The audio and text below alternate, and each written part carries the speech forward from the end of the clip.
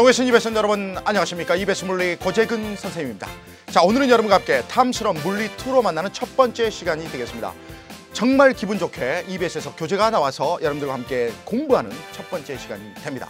자, 그러면 오늘 공부해야 될 내용이 어떤 내용인지 함께 살펴보도록 하겠습니다. 자, 오늘 여러분과 함께 공부해야 될 내용은 운동의 기술 중에서 직선 운동에 관계된 내용들을 공부한다는 것이죠. 그래서 우리가 거시적인 관점에서 이 물체 운동을 공부하게 되는 겁니다. 그래서 우리가 물체 운동, 이렇게 당구공이 준비되어 있는 이 당구공의 물체 운동을 직선 운동으로 우리가 보면서 공부를 해보겠다라는 것이죠. 선생님이 이 7가지 개념을 여러분과 함께 하고자 합니다. 그래서 여러분들은 이 수업이 끝난 다음에 백지장에다가 이 7개의 개념을 전부 다 쓸 수 있으면 좋겠죠. 자, 여러분들 첫 번째, 벡터와 스칼라를 구별해야지 물리2의 출발이 되겠습니다. 두 번째, 위치와 변위, 위치의 변화량인 변위, 이동거리와 변위를 여러분들이 구별할 수 있어야 됩니다. 이동거리는 물리1에서 나오는 스칼라적 개념이다.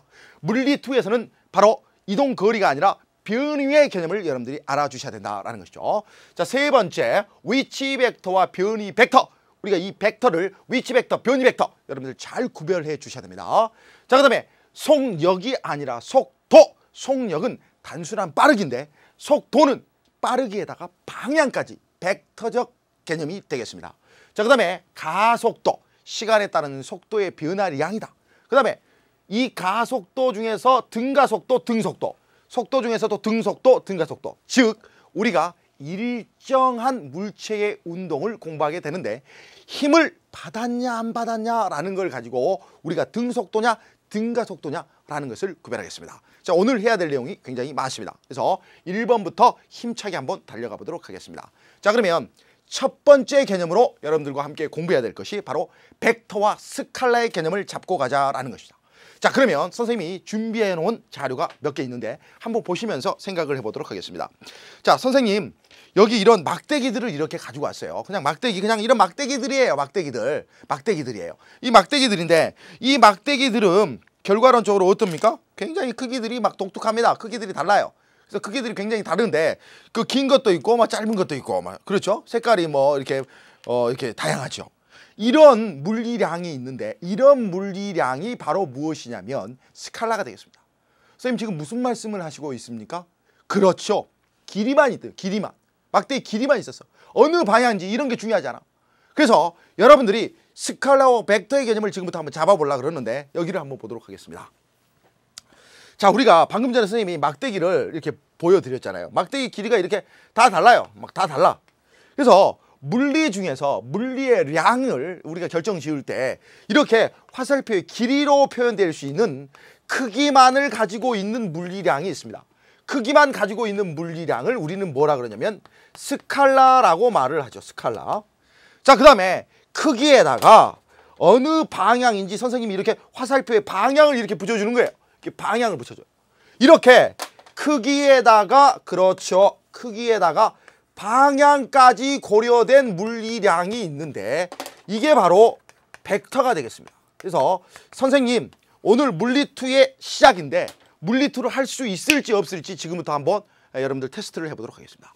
10하고 10을 더해보세요. 자, 그러면 20이라고 말을 하겠죠. 아직 스칼라적 사고에 머물러 있는 겁니다. 만약에 어떤 친구가 선생님 그 10들을 더하라고 그러셨는데 그 10이 방향이 있는 물리량입니까? 없는 물리량입니까? 이렇게 여러분들은 생각할 수 있어야 된다는 거죠. 1차원에서 2차원, 2차원에서 3차원 스칼라에서 벡터적 사고로 넘어가야 됩니다. 다시 말해서 선생님 만약에 조금 이따 벡터의 합성을 하게 되겠습니다만은 10하고 10을 같은 방향으로 더하면 20이 되지만 반대 방향으로 더하면 어떻게 됩니까? 0이 될 수 있죠. 이런 사고방식이 물리 공부를 하는데 필요하다는 것이죠. 그래서 결과론적으로 선생님 그럼 예를 좀 들어보십시오. 스칼라의 물리량들은 어떤 게 있습니까? 우리 물리원 1강에서 열심히 공부했었죠. 물리원 1강에서 시간 공부했죠. 시간. 그 다음에 선생님 이동 거리 공부했는데요. 거리. 그 다음에 선생님 속력도 공부했습니다. 속력도. 선생님 일도 공부했어요. 일도. 에너지도 공부했어요. 이런. 그 다음에 여러분들 잘 알다시피 이 시간, 거리, 속력, 일, 에너지 줄줄줄줄 이런 것들은 물리에서 따질 때 크기만 있는 물리량이에요. 크기만. 그죠? 그 다음에 만약에 선생님 그럼 벡터의 물리장은 어떤 게 있습니까? 라고 물어본다면 결과론적으로 오늘 공부할 변위라는 개념이 있는데, 변위. 선생님 속력에 대비되는 속도도 있고요. 그 다음에 뭐도 있습니까? 가속도도 있습니다. 자, 그 다음에 뭐도 있습니까? 힘도 있습니다. 운동량도 있습니다. 충격량도 있습니다. 쭉쭉쭉쭉 가요. 그래서 중요한 것은 바로 스칼라고 벡터들을 고재근 선생님과 함께 물리티를 쭉 하면서 이건 스칼라, 이건 벡터, 이건 스칼라, 이건 벡터라고 외우는 게 아니라 딱 느낌이 와야 됩니다. 이 물리량은 스칼라다. 이게 벡터다. 바로 스칼라고 벡터를 몸으로 체득할 수 있는 이런 단계에 이르러야지 여러분들이 물리2를 할 자세가 되어 있는 거죠. 그래서 앞으로 쭉 우리가 62강까지 달려갈 건데 중요한 거 오늘 스칼라고 벡터가 있다라는 거 여러분들이 기억을 해주시고, 스칼라는 크기만 있는 물리량, 그리고 물리2를 하려면 벡터를 해야 된다고 그러더라. 근데 벡터는 크기의 방향까지 고려됐더라 라는 것을 여러분들이 기억해 주시면 됩니다. 그래서 첫 번째로 선생님이 준비한 개념이 바로 여러분들을 벡터를 어떻게 표현할까요? 그렇죠. 가장 중요한 거 첫 번째 기준점, 그죠? 그 다음에 어느 정도의 크기인지 크기, 그 다음에 세 번째 뭐가 되겠습니까? 방향이 빠지면 절대로 안 됩니다. 그래서 이걸 벡터의 3요소라고 그래요. 그래서 기준점, 크기, 방향이 표시돼야 되겠다라는 거, 반드시 화살표의 방향을 벡터의 방향으로 읽어주셔야 된다라는 것을 우리가 확인할 수가 있습니다. 선생님, 우리가 또 벡터를 어떻게 표현할 때 이거 이렇게 x, y로 이렇게 만든 다음에 선생님이 책에 이렇게도 표현하던데요. 그렇죠. 성분으로 x, y 이렇게 표현할 수도 있겠죠.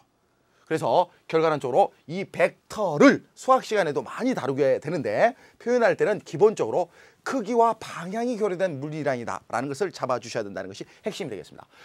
선생님 강조하는 것 중에 하나가 이 벡터의 분해를 여러분들이 할 수가 있어야 됩니다. 벡터의 분해는 우리가 수학 시간에 피타고라스 할아버지를 조금 동원하시면 이해할 수가 있는 것이죠. 그래서 선생님 만약에 빨간색으로 표현된 벡터를 A 벡터라고 문자로 쓰게 되고 화살표의 방향을 위에다 이렇게 붙여주면 이건 A 벡터가 됩니다. 이게 속도일 수도 있고 운동량일 수도 있고 충격량일 수도 있어요. 그러면 이 벡터 성분의 X 성분은 어떻게 됩니까? 라고 물어본다면 그렇지요. 우리 코사인 할아버지 동원되시면 되겠습니다. 그래서 피타고라스 할아버지께서 말씀하신 코사인 세타를 붙여주시면 되는데 중요한 것은 바로 우리가 알고 있는 거에 코사인 성분만 필요합니다 라는 것이죠. 그래서 A 코사인 세타 붙여주시면 바로 X 성분이 되겠습니다. 그 다음에 만약에 Y 성분을 알고 싶다. Y 성분을 알고 싶다. 그러면 이 A 성분에다가 뭘 됩니까? 사인 세타가 붙여주시면 되는 것이죠. 여러분들 아직 사인 세타, 코사인 세타를 조금 공부를 안 한 친구들은 여러분들이 부끄러워하지 말고 다시 공부를 하시면 됩니다. 그래서 결과론적으로 미분, 적분 엄청나게 어려운 거 써가지고 물리투 할 거 아니에요. 그건 대학교에 가서 하는 거고요. 적어도 그냥 산수, 수학이 아니라 산수 같은 수준만 하시면 됩니다. 가끔씩 사인, 코사인이 나오는데 그것도 특수강만 공부해요. 30도, 45도, 60도 이런 것만 공부하니까 겁을 드시지 마시고 우리가 쫓아오시면 되겠습니다. 중요한 거 벡터를 분해할 수 있다더라. 그리고 이 벡터의 분해는 물리2의 요소 곳곳에서 사용되니까 그때그때 다시 한번 선생님이 강조를 해주도록 하겠습니다. 다음 자료 보실까요?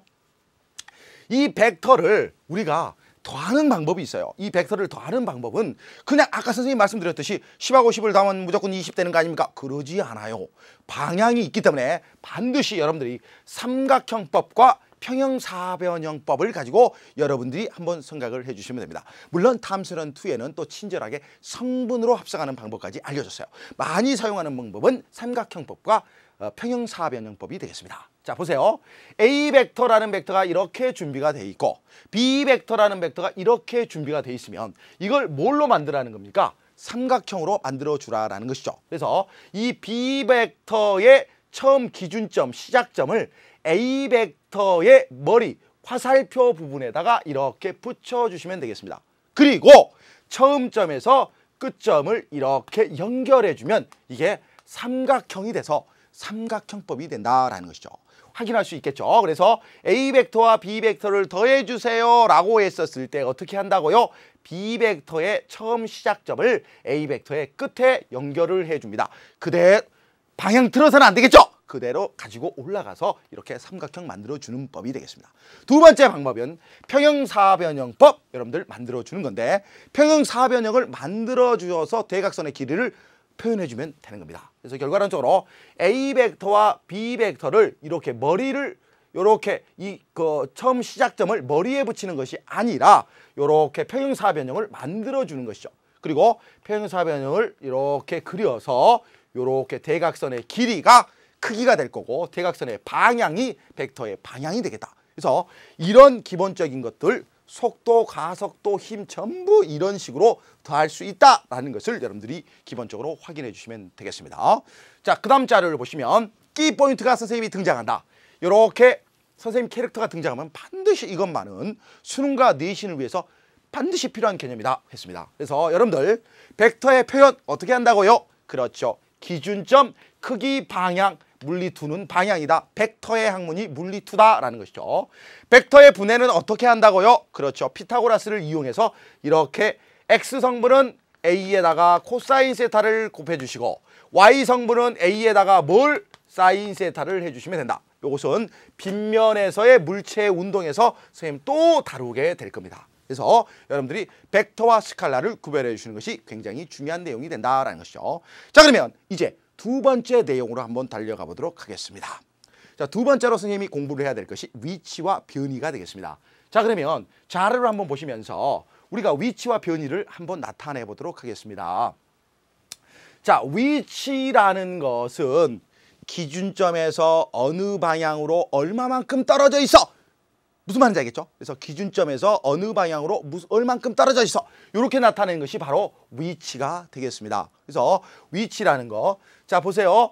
집이라는 것은 학교를 기준으로 해서 서쪽으로 20m 떨어져 있어. 이렇게 표현해 주는 거죠. 그래서 반드시 중요한 것은 기준이 있어야 되겠고 그 다음에 어느 정도의 크기인지 그리고 방향인지를 여러분들이 확인을 해 주셔야 되겠습니다. 이게 바로 위치의 개념이 되겠습니다.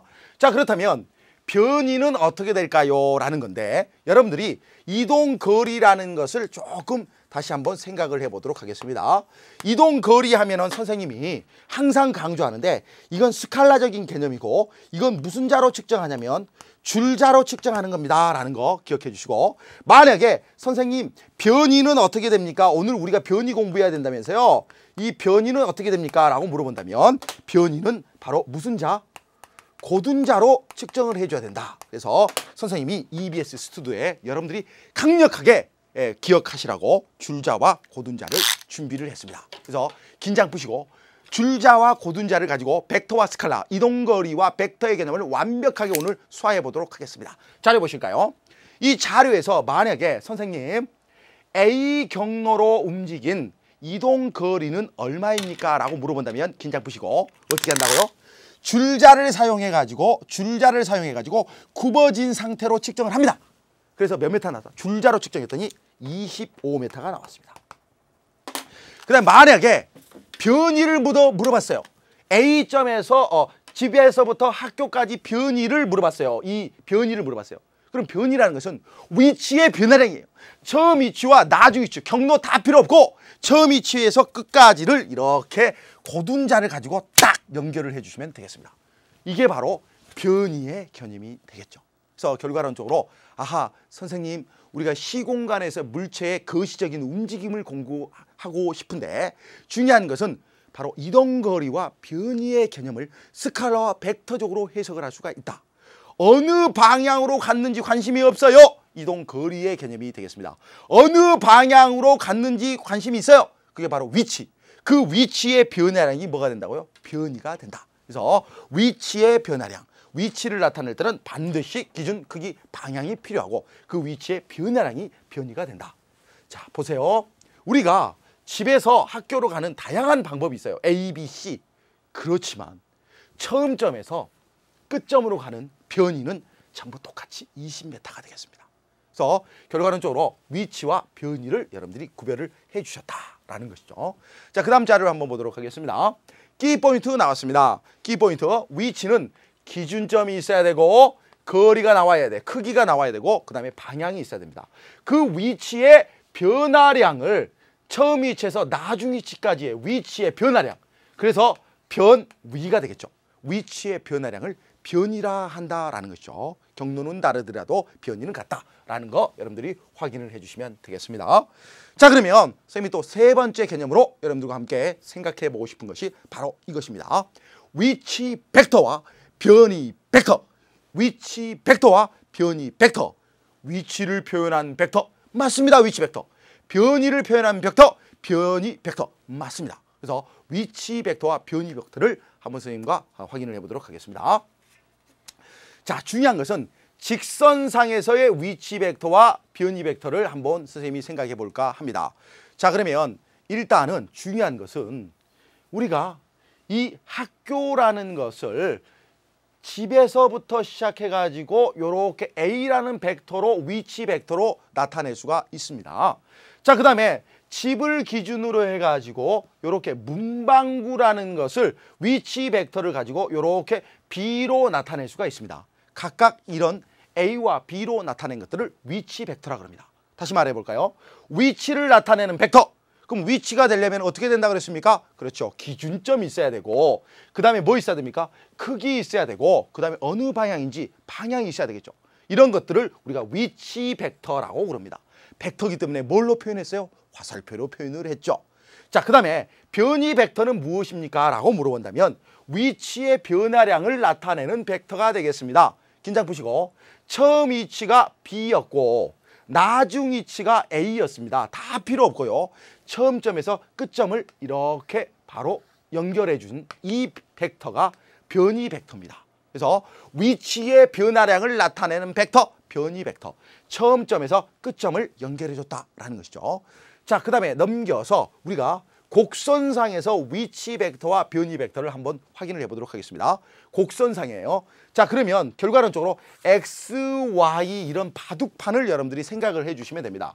X하고 Y의 바둑판이 있는데 중요한 것은 5점을 기준으로 삼았어요. 그래서 5점을 쫙 기준으로 삼아가지고 여러분들 A의 위치를 나타내는 벡터. 그러면 이것이 바로 A의 위치 벡터가 되겠습니다. 그러니까 자동차가 기준점에서 이 A 부분에 이렇게 있었다 그 말이죠. 그 다음에 두 번째, 여기 어디로 가버렸냐면 B 지점으로 갔어요. 그럼 B 지점으로 갔으면 B 지점을 나타내는 벡터는 결과론적으로 이렇게 기준점에서 크기와 방향을 이렇게 표현해 주면 됩니다. 그럼 우리가 관심이 있는 것은 위치 벡터가 아니라 얼마나 변했냐 하는 변이 벡터를 알고 싶어요. 그러면 선생님이 어떻게 하라 그랬습니까? 그렇죠. 쉽습니다. 처음 점에서 얼만큼 변했는지 끝점을 연결하면 되겠습니다. 그래서 각각 읽을 때 A 위치 벡터, B 위치 벡터, C는 변이 벡터 이렇게 읽어주시면 되겠습니다. 여러분들 이 개념을 문제풀이에 잘 적용해야 되겠어요. 그래서 위치 벡터와 변이 벡터의 자료를 한번 살펴봤습니다. 자, 그 다음 자료를 한번 쫙 보시면은 키포인트 또 등장했습니다. 선생님 뭐라 그랬습니까? 백지장에다 쓸 수 있어야 돼요. 위치 벡터 한번 써보세요. 위치 벡터라는 것은 물체 위치를 나타내는 벡터다라는 것이죠. 근데 물체 위치를 어떻게 나타내야 됩니까? 그렇죠. 기준점이 있어야 되고 그 다음에 크기, 즉 거리가 있어야 되고 방향이 표현되어 있는 벡터다라는 것이죠.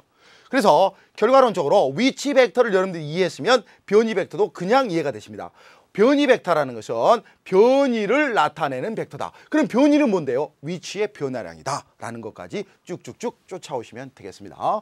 자, 그러면 이제 가장 중요한 물리투의 기본 개념인 벡터와 스칼라를 여러분들이 조금 맛을 보셨을 거예요. 그러면 오늘 물체 운동을 기술화해야 되는데 물체 운동을 표현하는 방법 중에 속력, 속도가 있어요. 그래서 지금부터 속도가 무엇인지 선생님과 함께 살펴보는 시간을 갖도록 하겠습니다. 자, 보세요. 자, 우리가 어떤 물체의 움직임이 있어요. 철수든지 자동차든지. 그런데 굉장히 다양한 방법으로 이렇게 표현이 되어 있어요. 자, 그러면 여러분들이 제일 처음에 알아야 될 것이 뭐냐면 먼저 속력하고 속도를 물리투에서는 적어도 구별을 할 수 있어야 돼요.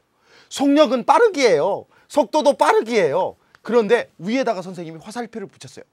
물리투 공부할 때 이 속도에다가 원래는 이렇게 V V에다가 이렇게 화살표를 붙여주셔야 됩니다. 근데 이제 문제 풀고 수능 문제 풀고 뭐 선생님이 칠판 판사하고 그럴 때 이렇게 그냥 V로 그냥 쓸 거예요. 그래서 느낌을 잡아야 돼. 이게 지금 선생님이 속력을 말하고 있는 건지 속도를 말하고 있는지 그 정도 됐을 때 여러분들이 물리2가 좀 몸에 체득됐다 이렇게 보이는 거예요. 자, 그러면 물리1에서는 그냥 속력 열심히 하죠. 물리2에서는 속력이 아니라 속도의 개념까지 확장이 돼야 한다 그랬어요. 선생님이 이거 뭐라 했어요? 스칼라. 이거 뭐라 했죠? 벡터가 됩니다. 그러면 우리 초등학교 때부터 열심히 빠르기 공부했죠. 빠르기. 감독님, 빠르기는 어떻게 됩니까? 속력이라는 것은 T분의 S다라고 씁니다. 선생님 뭡니까? 우리 초등학교 때부터 속력은 시간분의 이동 거리입니다. 그래서 어떤 선생님은 이렇게 속시거 이게 물리가 아니죠. 생각을 해보세요. 빠르기라는 것은 어떻게 빠른 거예요? 짧은 시간 동안에 많이 가야 돼. 이게 빠르기라는 거죠. 그런데 어느 방향으로 가고 있는지를 알려주고 싶어요. 바로 그 개념입니다. 바로 속도라는 것은 시간이 지났을 때 어느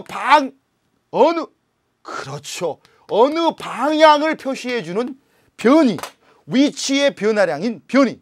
그렇죠. 그래서 시간에 따른 위치의 변화량. 그래서 결과론적으로 벡터적 개념이 돼버리는 거죠. 10m/s의 빠르기로 가고 있어. 이 정보보다는 북쪽으로 10m/s의 빠르기로 가고 있어. 이게 훨씬 더 많은 정보를 주잖아요. 그래서 결과론적으로 하나씩 좀 더 정보를 주고자 하는. 그래서 결과론적으로 여러분들이 속력하고 속도를 구별하고 싶다. 그러면 스칼라하고 벡터의 개념을 잡아야 돼요. 10m/s 어느 방향인지 안 나왔잖아요. 그래서 만약에 앞으로 물리2는 벡터잖아요. 플러스 10m/s 이렇게 쓰면 플러스는 생략되기도 하니까 그냥 이거 오른쪽이다. 그럼 마이너스 10m/s 그러면 이건 왼쪽이다. 그래서 앞에 있는 이 부호가 벡터의 부호를 의미하고 있다라는 것까지 여러분들이 잡아주셔야 됩니다. 자, 그러면 지금부터 속력하고 속도가 이해가 되셨으면 우리가 그래프를 한번 그려보도록 하겠습니다. 선생님이 속도라는 것은 시간에 따른 위치의 변화량 T분의 S를 쓰셔도 되고 T분의 D를 쓰셔도 돼요. 그러면 이건 초등학교 때부터 열심히 공부했던 X축에 T라고 쓰고 Y축에 S라고 쓰라는 거 아닙니까? T분의 S야. 그래서 결과론적으로 우리가 앞으로 물리 공부 열심히 할 때에 가장 중요한 것은 기울기가 의미하는 것이 뭘까요? 면적이 의미하는 것이 뭘까요? 이런 의미, 그냥 기울기를 구하라는 거, 이게 의미가 아니라 의미를 알아야 돼요. 예를 들어서 2초 만에 기준점인 0에서 2m를 갔어요. 이거 잘 이해가 안 돼요? 이거 바둑판으로 물체가 이렇게 움직인 게 아니라 물체는 기준점에서 오른쪽으로 그냥 2m 간 거예요. 이 물체가 처음점이고 끝점인데 이걸 이렇게 ST 그래프로 표현한 거죠. 그래서 결과론적으로 아하, 선생님 기울기를 한번 구해볼까요? 2분의 2가 되니까 1. 여기는 초등학생이에요. 2분의 2. 1. 이거 초등학생이죠. 물리2를 하는 학생들은 뒤에다가 m/s다. 단위 그대로 써주면 돼요. m/2초니까 세크. 만약에 면적을 구해라. 그러면 2분의 1 곱하기 2 곱하기 2를 하면 됩니다. 그런데 이 면적은 물리에서 S하고 T를 곱하면 면적의 의미가 없어요.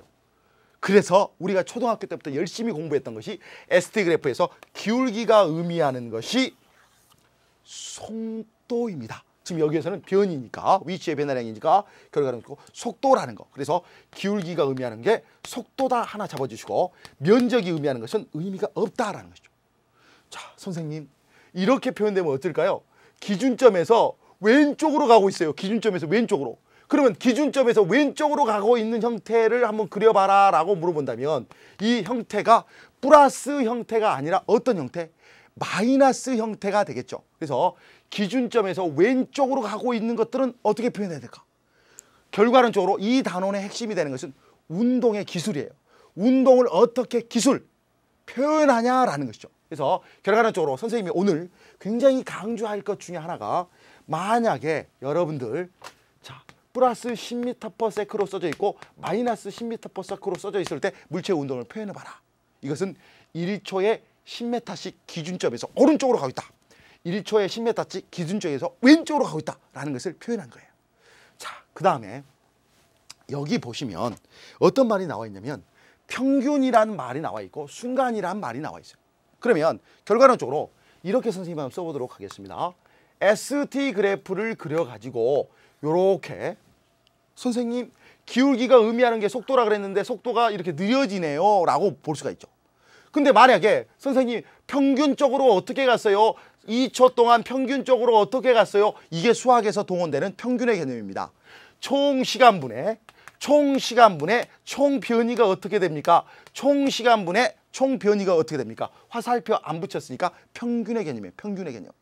그 다음에 선생님이 매우 짧은 어느 순간의 속도는 어떻게 됩니까? 라고 물어본다면 이게 뭐가 된다 그랬어요?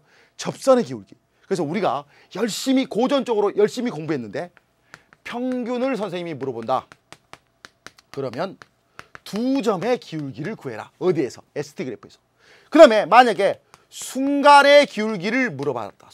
순간 속도를 물어봤다. 그러면 접선 한 점이니까 접선의 기울기를 구해라 라는 것이죠. 그래서 결과론적으로 앞으로 물체 운동을 표현할 때 ST 그래프로 나타내면 쓰세요. 기울기가 속도입니다. 속도입니다. 그리고 점을 2개 찍으면 평균이 됩니다. 그냥 총 평균적으로 말했을 때 속도가 어땠니? 평균이에요. 그 다음에 순간을 물어보면 접선의 기울기를 구해주면 된다. 자, 그러면 주어진 자료를 갖고 선생님이 한번 보도록 하겠습니다. 만약에 철수가 집에서 출발해가지고 학교까지 이렇게 직선의 경로를 갔다고 칩시다. 몇 시간 동안 갔냐면 0.5시간, 즉 30분 동안 갔어요. 그러면 물어볼게요. 평균 속도를 물어봤어요. 그러면 평균이라는 것은 총 시간분의 총 변이 그러면 되겠죠. 총 시간분의 총 시간 얼마 걸렸어요? 총 시간분의 총 변이니까 총 시간 0.5시간. 변이는 처음점에서 끝점을 연결해 주니까 2 그러니까 얼마가 나와요? 4km/h가 나오죠. 만약에 선생님 그러면 우리 스칼라적인 개념으로 평균 속력을 한번 물어볼게요. 평균 속력 물어봐도 똑같습니다. 왜? 직선상의 운동이 되기 때문에. 그러면 순간 속도가 어떻게 됩니까? 똑같아요. 왜? 직선상에서 운동이니까. 그래서 여러분들이 직선의 운동을 한번 분석을 해봤고 만약에 선생님이 이제 곡선으로 갑니다. 철수가 집을 지나서 이렇게 공원을 돌아가지고 학교까지 갔어요. 이때까지 걸린 우리가 시간을 선생님이 몇 시간이라고 그러냐면 1시간 걸렸다고 칩시다. 왜 그러냐면 곡선으로 좀 갔으니까. 그럼 지금부터 물어본 거에 답을 한번 해보세요. 평균 곡선으로 갔을 때 평균 속도를 한번 구해보십시오 라고 물어본다면 V는 T분의 S인데 총 시간은 몇 시간 걸렸어요? 1시간 걸렸어요. 그 다음에 평균 속도니까 변이. 그럼 변이 개념을 알고 있어야 속도를 구할 수 있잖아요. 처음점에서 끝점을 그냥 연결하면 됩니다. 그럼 얼마입니까? 똑같이 2가 되겠죠. 그래서 이때는 2km/h가 되겠습니다. 선생님 이제 만약에 곡선일 때 평균 속력을 한번 구해봐라. 그러면 총 시간분의 거리야. 총 시간분의 거리. 그러면 총 시간은 1시간이고 거리는 줄자로 측정한다 그랬죠. 줄자로. 그럼 어떻게 됩니까? 3이 되는 것이죠. 그래서 평균 속력은 3km/h가 됩니다. 그렇게 말을 잘 하셔야 돼요. 평균 속력은 얼마입니까? 3km/h. 평균 속도는 얼마입니까? 2km/h가 되겠습니까? 그리고 방향을 표시해야 되겠죠. 어느 방향으로? 처음점에서 끝점을 이은 이 방향으로. 그래서 북동쪽이다 이런 말 붙여주시면 되겠네요. 그 다음에 선생님 그러면 매 순간 순간 속도를 한번 구해볼까요? 이게 일정한 빠르기로 갔다면 어느 방향으로 방향이 달라질 수는 있지만 빠르기는 일정하니까 그 접선 방향으로 지금 여기서 표현되어 있는데 이때 이 공원을 막 돌고 있을 때는 북동쪽으로 3km/h가 된다라는 것까지 여러분들이 잡아주시면 됩니다. 그래서 여러분들이 평균과 순간의 개념이 나오면 물리에서 그 그래프를 그려놓고 2개를 점을 찍어서 해석을 하냐 하나를 해석하냐 점을 하나를 찍어서 순간의 개념을 도입하냐 이 접선의 기울기를 구해주면 됩니다. 이런 개념을 잡아주셔야 됩니다. 그래서 여러분들이 속력과 속도를 반드시 구별을 해주셔야 됩니다. 자, 그 다음 자료 볼까요? 키포인트. 여러분들 속도 못 구하는 사람 없어요. 시간분의 뭐라 그랬어요? 변이. 그래서 S라고 써도 좋고 D라고 써도 좋습니다. 그래서 나중에 여러분들이 대학생이 되시면 D라고 많이 써요. 그래서 V는 T분의 D, V는 T분의 S. 중요한 것은 앞으로 선생님이 이렇게 V는 T분의 이렇게 S 쓸 때 그냥 화살표를 안 붙일 거예요. 안 붙이더라도 여러분들이 분위기 보시고 아, 위치의 변화량 변이다 그러면 이 의미하는 게 속력이 아니라 속도다. 이렇게 여러분들이 쫓아오셔야 된다는 거죠. 그래서 여러분들이 속력과 속도를 한번 잡아봤습니다. 자, 그러면 이제 우리가 굉장히 중요한 것을 한번 해야 됩니다. 여러분들이 가속도라는 개념과 속도라는 개념을 구별을 못하는 친구들이 굉장히 많아요. 가속도는 속도가 아니에요. 가속도는 시간에 따른 속도의 변화량이라는 거죠. 그래서 쌤을 한번 쭉 쫓아오시면 이 그림을 자료를 한번 보세요. 자동차가 이렇게 가고 있는데 중요한 것은 처음에 20m/s였어요.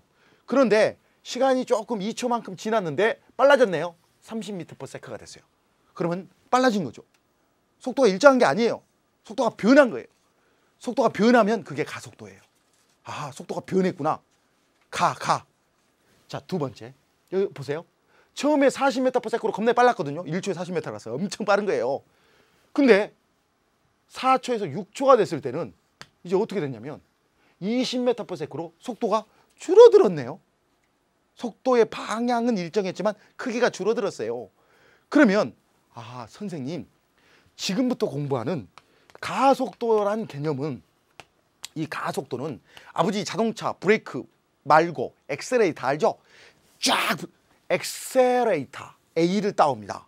엑셀레이션. 가속도라는 것은 시간에 따라서 변이가 아니에요. 뭐가 변해야 돼요? 속도가 변하는 개념이 바로 가속도가 된다. 변화량입니다. 그래서 결과론적으로 선생님이 가속도를 앞으로 쓸 때는 시간에 따라 속도가 변하기 때문에 나중 속도 빼기 처음 속도. 제로가 물리에서 붙으면 T0, V0 처음이라는 뜻이에요. 그 다음에 이거 뭡니까? 나중 빼기 처음. 가속도도 말이죠. 시간에 따른 속도의 변화이기 때문에 전부 벡터예요. 벡터. 아하, 선생님, 가속도가 벡터군요. 벡터지. 왜? 시간에 따라서 속도가 변하니까.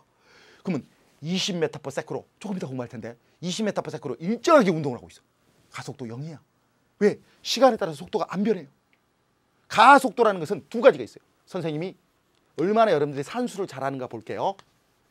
자, 썼습니다. A가 0보다 크다. 수학 시간에 많이 했죠. 시간은 무조건 0보다 커요. 그럼 이 말이 뭔 말이에요? 나중이 처음보다 심이 창대해 커. 그렇죠. 20보다 30이 크잖아요. 근데 어떤 사람은 처음에는 공부 엄청나게 잘했어요. 갈수록 속도가 떨어져 버려요. 등수 계속 떨어져. 이런 사람도 있죠. 이런 경우 결국 0보다 작다라는 것은 뭐냐면 오히려 나중이 처음하고 비교했을 때 결과는 더 작아버리는 이런 경우가 있죠. 그러면 선생님이 이제 가속도는 알 것 같아요. 시간에 따라서 속도가 변해야 된다면서요. 적어도 물리2를 하는 친구들은 물리1과 다르기 때문에 F는 이꼴 MA식을 지금 몰랐다 그러면 지금 보시면 됩니다. 선생님이 질량은 방향이 없어요. 이건 스칼라예요, 스칼라. 질량. 이거 모르는 사람 없잖아요. 물론 모르는 사람 있으면 다시 공부하면 됩니다. 힘이라는 것을 주면은 힘을 주면은 뭐가 변하게 돼 있어요? 가속도가 변하게 돼 있어요. 오호, 힘을 크게 주면 가속도가 커져요. 왜? 질량은 일정하니까. 그러니까 결과론적으로 어떤 물체의 가속도 운동을 다루려면 반드시 힘과 가속도의 개념을 여러분들이 염두에 두셔야 됩니다. 선생님이 이 말씀을 왜 드리냐면 보세요. 어떤 경우에 속도가 빨라집니까? 가던 방향으로 채찍질을 해. 가던 방향으로 팍팍 밀어줘. 그럼 속도가 빨라져요. 즉 운동 방향과 지금 가해주는 힘의 방향이 같은 방향이에요. 그죠? 근데 만약에 가고 있어요.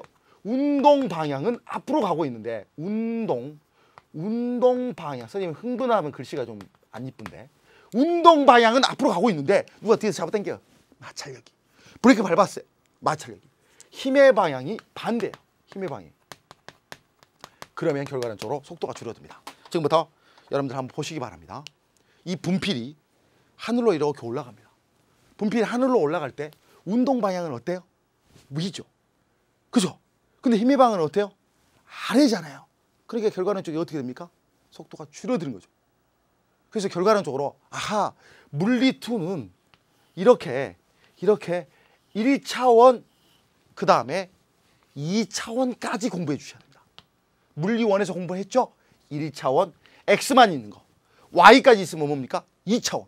그래서 결과론적으로 우리가 가속도의 개념을 따질 때는 반드시 힘과 운동 방향의 관계를 여러분들이 생각해 주셔야 된다라는 것까지 여러분들이 확인할 수가 있습니다. 그래서 자료를 보시면 이제 선생님이 드디어 이것이 바로 물리2다.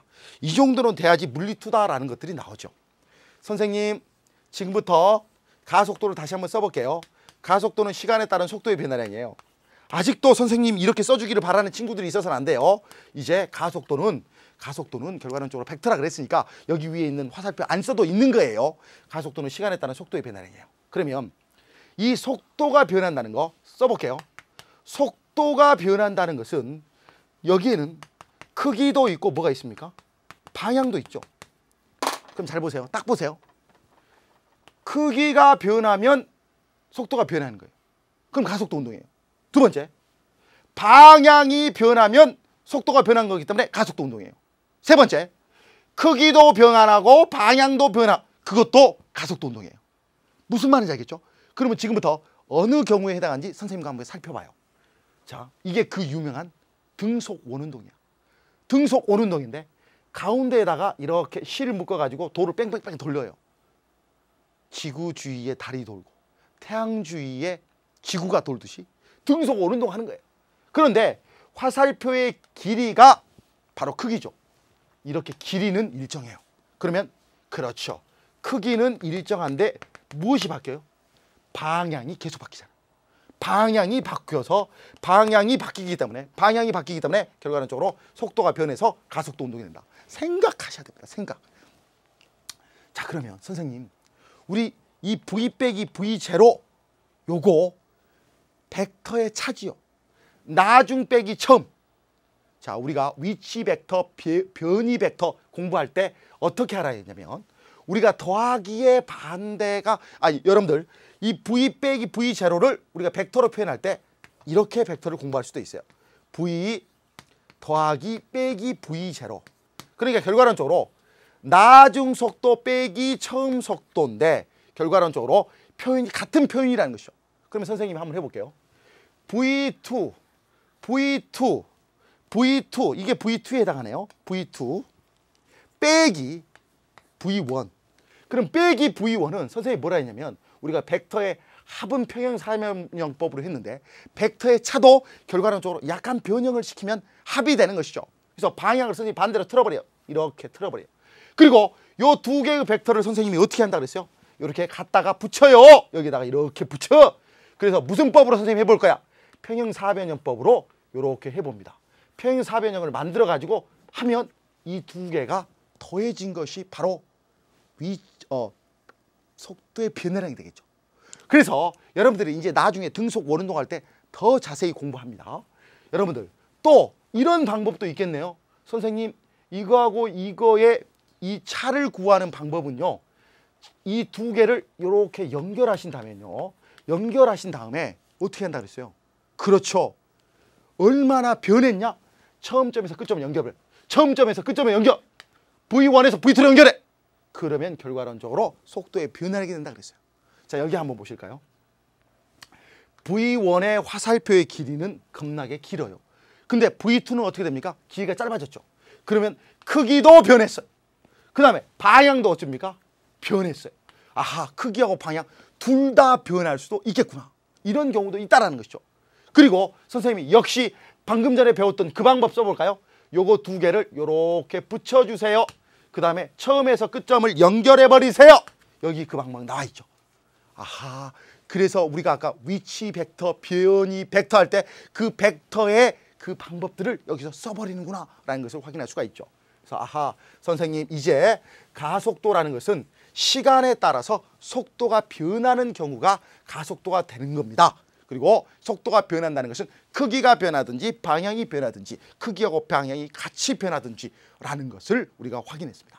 자, 다음 자료 보실까요? 키포인트로 나왔습니다. 이 식 반드시 기억해야 됩니다.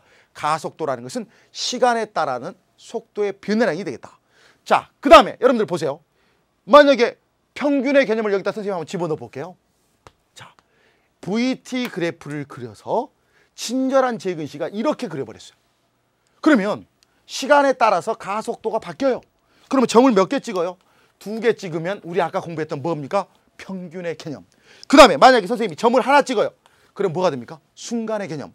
그러면 VT 그래프에 읽어줄 때 점 2개 찍으면 평균 가속도, 하나 찍으면 순간 가속도, 이렇게까지 여러분들이 확장이 돼야 됩니다. 그리고 단위는 미터 퍼 세크 제곱이 된다라는 거. 자, 여기까지 열심히 달려왔으면 이제 오늘 여러분들이 등속도와 등가속도 운동 마지막 남았는데 등속도 운동부터 한번 살펴보도록 하겠습니다. 등속도 운동이라는 것은 여러분들 말을 그냥 쫓아오시면 됩니다. 말을. 속도가 등, 일정하다. 등. 자, equal velocity movement. 별로 발음은 안 좋습니다만은 등속도 운동입니다. 빠르기가 일정한 것이죠. 빠르기만 일정합니까? 아니죠. 뭐까지? 방향까지 일정해야 된다는 것이죠. 그래서 이렇게 여러분들이 표현을 해주시면 VT 그래프를 그렸을 때 시간이 지나도 이렇게 일정하게 이렇게 표현되어지는 방법이 되겠습니다. 자, 만약에 선생님이 여기다가 플러스 10m/s라고 썼으면 아하, 오른쪽으로 10m/s로 일정하게 가고 있구나라는 것을 확인할 수가 있어요. 만약에 선생님이 그래프를 확장해가지고 이렇게 마이너스 10m/s 썼어요. 그러면 어느 쪽이라 그랬어요? 플러스 마이너스 물리에서 벡터라 그랬죠. 그러면 왼쪽 방향으로 10m/s의 일정한 빠르기로 가고 있구나. 그래서 바로 등속도 운동을 표현해주는 VT 그래프가 됩니다. 자, SD 그래프 선생님이 친절한 재근 씨가 이렇게 나타냈습니다. 아까 선생님이 뭐라 그랬냐면 X의 증가량분의 Y의 증가량. 읽어보세요. 시간에 따라서 위치가 변해서 이게 속도죠. 근데 그 속도가 변하는 게 아니라 어떻게 됩니까? 일정해요. 자, 이게 바로 등속도 운동이 되겠습니다. 그러면 선생님 만약에 이렇게 표현한 1번 그래프는 어떻게 해석하시는데요? 시간이 지나면서 시간이 지나잖아요. 시간이 지나면서 기울기가 점점 완만해져. 그러면 결과론적으로 어떻게? 속력이 작아져. 이런 것이죠. 근데 만약에 2번, 3번이 있는데 3번 그래프는 어떻게 해석할까요? 그렇죠. 시간이 지나면서 기울기가 점점 커져. 그렇죠. 속력이 커진다. 이렇게 볼 수 있어요. 그런데 2번은 어떻게 됩니까? 시간이 지날수록 기울기의 변화가 없어요. 이게 바로 등속도 운동이 되겠습니다.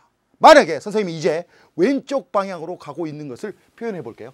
그래프 형태가 이렇게 나오겠죠. 그래서 결과론적으로 선생님이 이런 식으로 쫙쫙 그림을 그리고 있다라는 것은 기준점에서 시작해서 오른쪽으로 가고 있는 형태는 이런 형태들이 될 것이다 라는 것이죠. 그죠?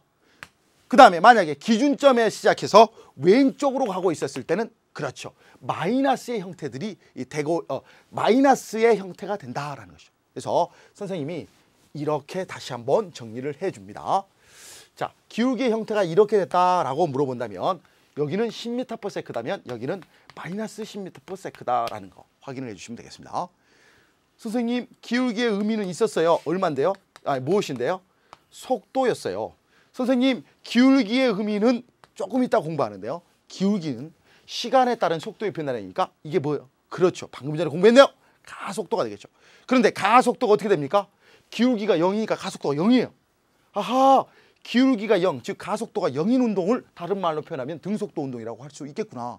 그 다음에 여러분들 궁금하시죠? 이제 면적 한번 구해볼까요? 면적, 사각형 면적도 안 구하면 안 되겠죠. V하고 T를 곱해줘. 선생님, V하고 T를 곱한 것은 S가 되죠. 읽을 때 뭐라고 읽어야 돼요? 위치의 변화량, 변이라고 읽어주시면 되겠습니다. 그래서 위치의 변화량, 위치, 벡터적 개념을 집어넣어 주셔야 된다는 것이죠. 그래서 이걸 등속도 운동의 그래프라고 보는 것이죠. 중요한 것은 이때 선생님이 절대 놓치지 말아야 되는 것이 이거죠. F는 이꼬르 M 곱하기 A. 벌써 눈치챈 학생들이 있을 텐데 선생님, 어떤 물체가 등속도 운동을 한다는 것은 선생님이 가속도가 0이라 그랬어요. 가속도가 0이라는 것은 물체에 주어진 모든 힘을 더해요. 이걸 뭐라고 그럽니까? 중학교 때부터 열심히 공부했어요. 알짜힘, 합력. 합력이 0이어야 돼요. 그래서 자동차를 예로 든다면 앞으로 가려는 강력한 추진력, 그 다음 못 가게 해주는 공기의 저항이라든가 바닥의 마찰력, 그런 모든 힘들을 더했을 때 앞으로 100N, 뒤로 100N 자동차가 있었는데 이거 두 개 더하면 알짜임이 뭐가 됩니까? 200이라고 그러면 안 돼요. 0이 됩니다. 그래서 물체가 등속도 운동을 하고 있다 그러면 여러분들의 개념 속에는 알짜임이 0이구나 라는 개념이 들어가 있어야 됩니다. 무슨 말인지 아시겠죠?